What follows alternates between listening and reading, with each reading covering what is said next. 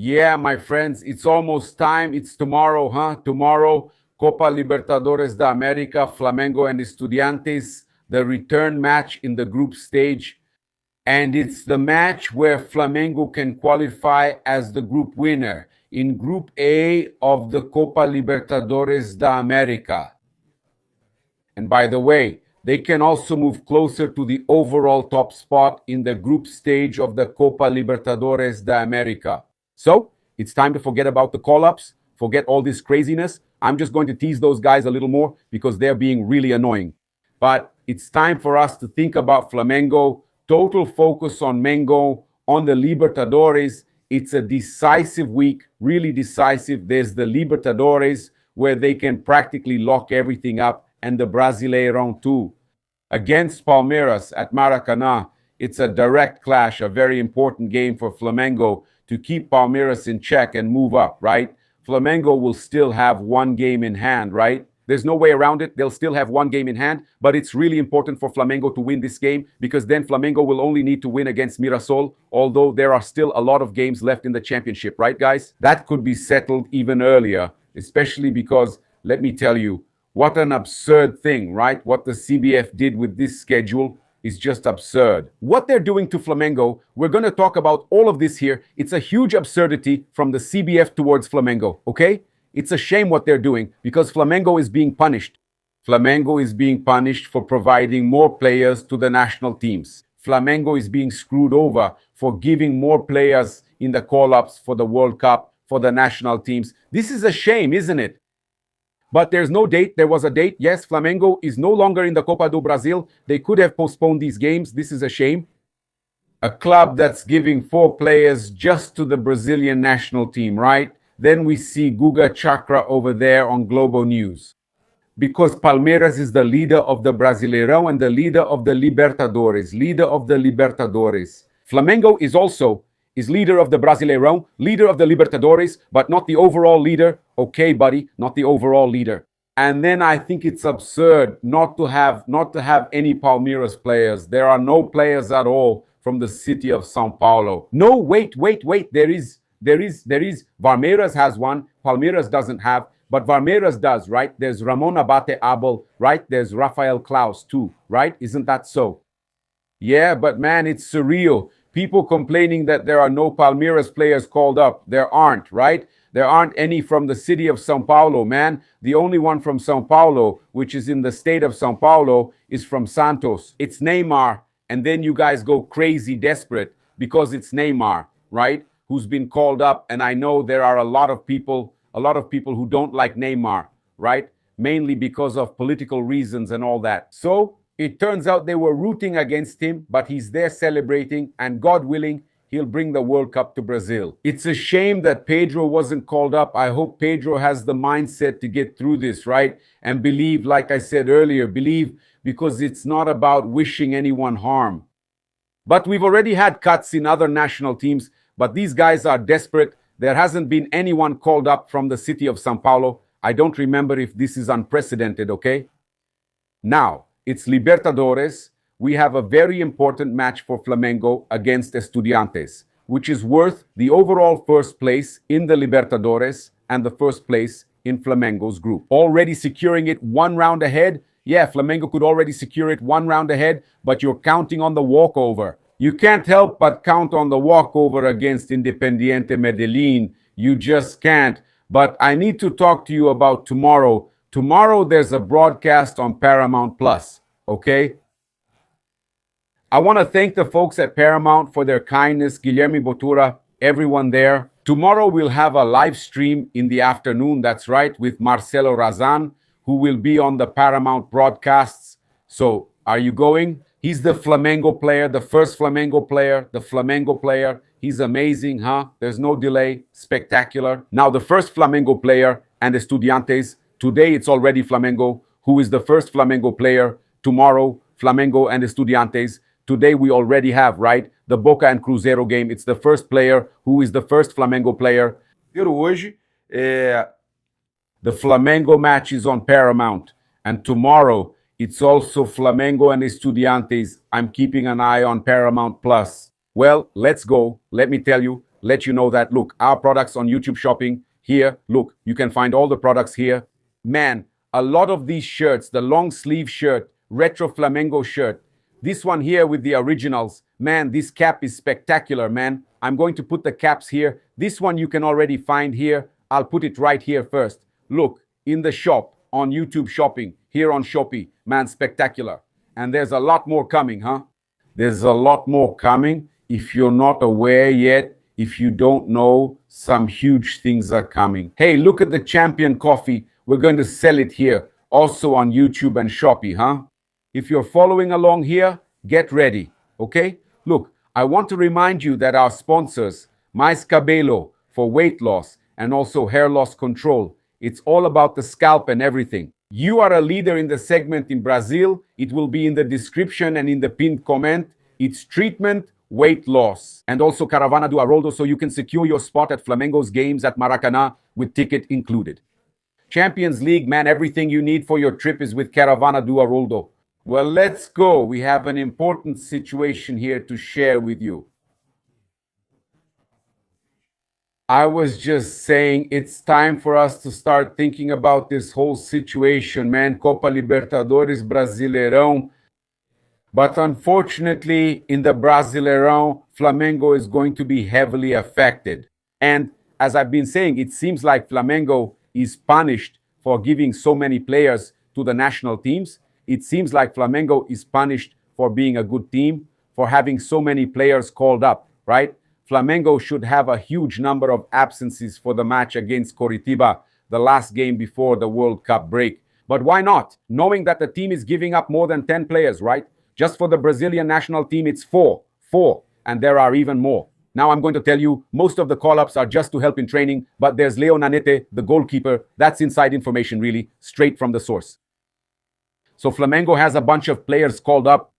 It's only fair since Flamengo has provided the most players worldwide, especially to the Brazilian national team for the World Cup. So postponing is justified. Then they're going to complain. No, so helping isn't helping Flamengo, it's helping Brazil, okay? So what now? How? The players called up for the Brazilian national team must report on the 27th. Flamengo already knows they won't have Alexandro, Danilo, Leo Pereira, and Lucas Paquetá. Okay, those ones are already confirmed out. In addition, Flamengo is waiting for the schedules of the other national teams to find out about the situations of the players who are expected to be called up. Arrascaeta wouldn't play anyway because he's recovering, trying to be ready for the first game of the World Cup, right? It wouldn't be possible in time, but let's count him here. Arrascaeta, Carrascal, De La Cruz, Gonzalo, Plata, and Varela, okay? So, the match against Coritiba is scheduled for May 30th, the day before the friendly between Brazil and Panama at Maracanã. It's crazy. Is it wrong for Brazil's national team to call them up? No, it's not wrong. What's wrong is Flamengo having a match scheduled on the eve of a pre-World Cup friendly. It's wrong during a FIFA window. They said they'd stop doing that. Flamengo was eliminated from the Copa do Brasil and now has 7 available dates to play, so why don't they use them? Aren't they going to schedule Mirassol against Flamengo? Why don't they do that? Right? It's unfortunate, guys. The team, it's what I always say, the team, this is absurd. Flamengo is being punished for giving more players to the national teams when it should be the opposite. Look, thank you for your team, for having so many good players. You're helping our national team. You know, since you lose so many players during the call-ups, you should play on another date, but not doing that is wrong. Then the other teams would complain, right? Now, we see hosts out there complaining that there isn't a single player from São Paulo called up, right? From the city of São Paulo, right? You guys must be happy now too, right? So, you like to complain, it's always like that. And look, still on this line of complaints, according to journalist Romario Jr., from Bola VIP and also Bastidores FLA on X, Flamengo is taking action behind the scenes, heavy stuff, about the mistakes made by referee Rafael Rodrigo Klein. Not only in the match against Atlético Paranaense, but also as a recurring issue in Flamengo's games, Flamengo believes there are too many mistakes by the referee when he officiates their matches, okay? In addition, There is concern about the match against Palmeiras because of the excessive complaints made publicly by the São Paulo club, which, by the way, doesn't even match what really happens. Palmeiras is a team that hasn't had any penalties called against them. It's a team that has everything. Every game they benefit from refereeing mistakes, and Flamengo is harmed, and they try to flip the script. They try to say that they are the ones being harmed. The Palmeiras method, right? The CBF hasn't announced the referee for the match yet, but the clubs have already stated they're against those two referees being involved. Flamengo wouldn't want Ramon Abate-Abel refereeing. Palmeiras, on the other hand, is against having Wilton Pereira Sampaio in charge, who also always harms Flamengo. So it's good that you don't want Wilton Pereira Sampaio because they claim he refereed last year's game between Flamengo and Palmeiras, which for me, right? There were more mistakes in favor of Palmeiras, in favor of Flamengo. No, more mistakes in favor of Palmeiras than in favor of Flamengo, okay? They complain about mistakes, but I saw that there was a mistake before that mistake. So for me, the mistake that happened first is what counts, okay? That's it. So Flamengo and Palmeiras are fighting with the CBF over this referee selection. We know that's really the fight. Things are really heating up in the Brasileirão right now. In the Brasileirão, both teams are fighting at the top, making this a crucial match. Just to mention here, Flamengo's fans sold out, right? All the tickets are sold out. It's going to be a full house. Inferno 3.0. Let's go all in. Let's go all in, right? Tickets are sold out for Flamengo fans. There were only some VIP boxes left and so on, but we should have a crowd of around 70,000 people, another record, right? Of the home teams in the Brasileirão. And look, here's some important information because Flamengo is also one of the best away teams in the championship as well as one of the best home teams. Flamengo is one of the best teams in the championship, right? They're practically tied with Palmeiras and have a chance this week to overtake them. But it's important to mention that in this context of being the best away team, right? Among the best away teams, Flamengo stands out. And there's an important point about Flamengo as an away team. It's the presence of their fans, the presence of the whole Flamengo fan base, right? And Flamengo's fans have sold out all the tickets for every away game so far. In the Brazilian Championship, Flamengo has played 9 away games with 100% of the tickets sold. That's a move by Flamengo's management, who have been strengthening ties with the host clubs, the federations, and the local public security agencies, okay? This effort to bring the organizations closer together has paid off for Flamengo, who have a great record away from home, and always a lot of fans, always a strong presence of Flamengo supporters. Congratulations to the management for this move to bring the fans outside of Rio de Janeiro closer to the stadium. Also, Flamengo is the top away team, not just on the field, but off the field as well. That's spectacular. Congratulations to the current Flamengo management, who are working to make it easier for fans from outside Rio to get tickets. Let's go. It's time for the exclusive report here with a source connected to Flamengo's board regarding this deal involving Flamengo. Danilo, okay? Yeah, I asked here if Flamengo had really pulled out of the deal, if Flamengo had really decided they weren't going to try to sign Danilo anymore. And the information they gave me is that Flamengo's board thinks they already have too many defensive midfielders right now. There are too many players in that position, and that it's not worth spending 20, 30, 40 million euros on a very good player when they already have plenty of players there. I asked him, what is it? It's not a priority. It's not a priority. So Flamengo understands that signing a defensive midfielder is not the priority. Flamengo is fine with Everton Araujo, fine with Eric Polgar, fine with Nicolas. Nicolas de la Cruz is recovering physically. He's been playing more. He's been going. No, he doesn't play on synthetic turf, but he plays very well. He's fine with Lucas. Paqueta. What this source told me is the following, especially because the signing of Paqueta was huge. They understand that he's the best in that position. It's no wonder he was called up for the World Cup with the Brazilian national team. So what they understand is that it's not a priority. Defensive midfielder. Flamengo has Saúl, has Jorginho. Flamengo has several players in that position. Flamengo understands that defensive midfielder is not a priority. They're going to spend 30, 40. It's going to be on a forward. So Flamengo is still looking for a forward, both a winger, since Cebolinha is leaving, and a center forward. To replace Pedro there, to have an option for Pedro, Okay, so Flamengo does prioritize a forward, does prioritize a winger, right? Especially toward year's end with Cebolinha leaving, but Flamengo isn't prioritizing a defensive midfielder. So that really is the decision, right? Is this information accurate? Is that what's happening?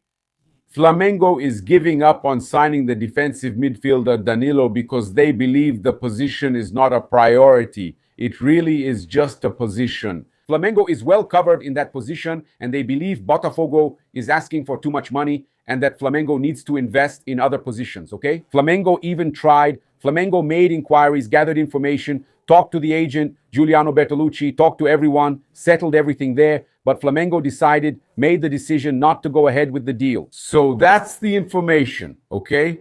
Flamengo believes they're well covered in that position and gave up on signing Danilo. The way is clear for Palmeiras, who are trying. Yes, it's possible, but he'll probably end up abroad. Manchester United is interested, and there are European teams making inquiries. The players' wish, if it's not in Rio de Janeiro, is to go abroad, right? We've already talked about this. It's about moving abroad again, so let's see what happens, but Flamengo is out of the deal. Look, let me bring some important information that we've also found out here, right? Regarding Flamengo's signings for the mid-year transfer window. This is information I received from a source connected to Flamengo. It's that the transfer window will be much more functional than splashy, okay?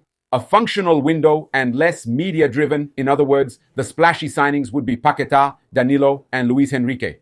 Flamengo won't pursue these high-profile, media-driven or expensive players. Yeah, Flamengo is really leaning on scouting. It's a window to bring in younger players with more hunger to win. That's the information we've been given that Flamengo's management is looking for. A source close to the management told us that it will be a more functional and less media-focused window with players who are hungrier to win and younger.